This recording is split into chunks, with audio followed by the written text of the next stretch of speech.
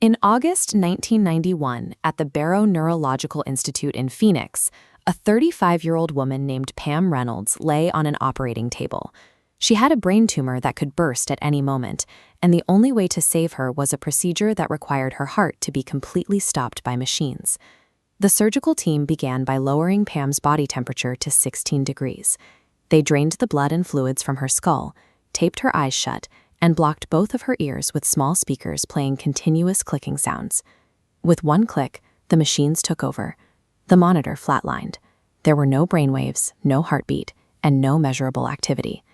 By every standard medical definition, Pam was dead. Yet, the operation succeeded, and when Pam regained consciousness, she described watching the entire surgery from above.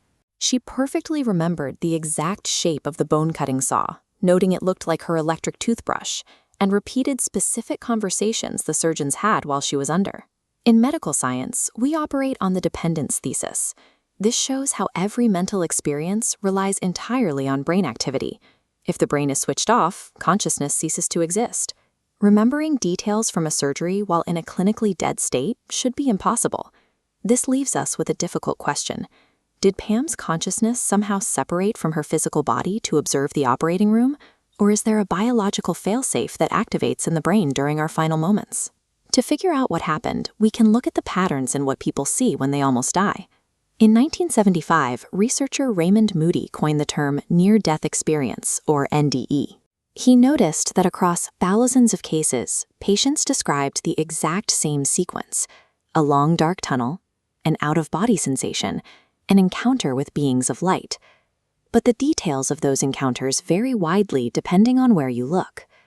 Medical records in India contain cases like Chaju Banyaka and Durga Jatov, who woke up from severe illnesses claiming they were taken to an afterlife office, only to be told the clerks had the wrong name and they had to be sent back. When Western patients report near-death experiences, they typically describe arriving at pearly gates to meet St. Peter.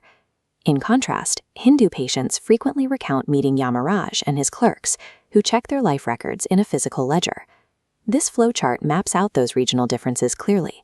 If the visions a dying person sees align perfectly with the stories they heard as children, it points to a very specific conclusion.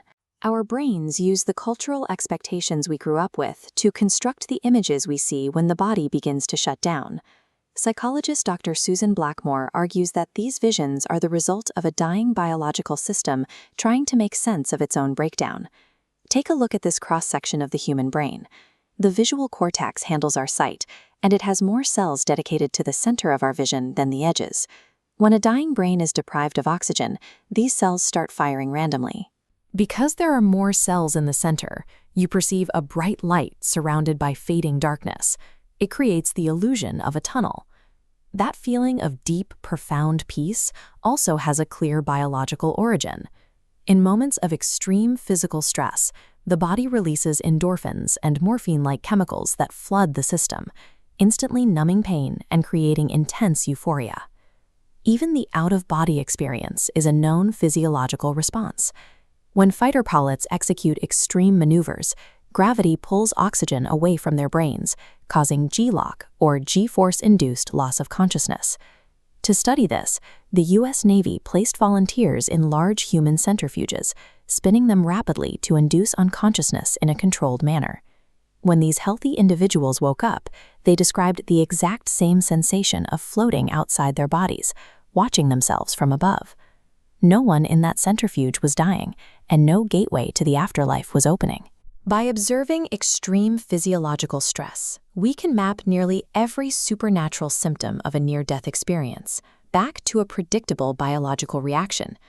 Biology gives us a solid framework for the tunnels, the peace, and the floating, but it struggles with Pam Reynolds.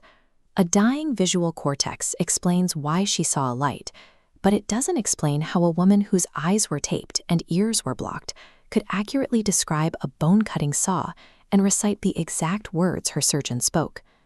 To find out if human consciousness can actually gather data from outside a dying body, Dr. Sam Parnia launched the Ware study.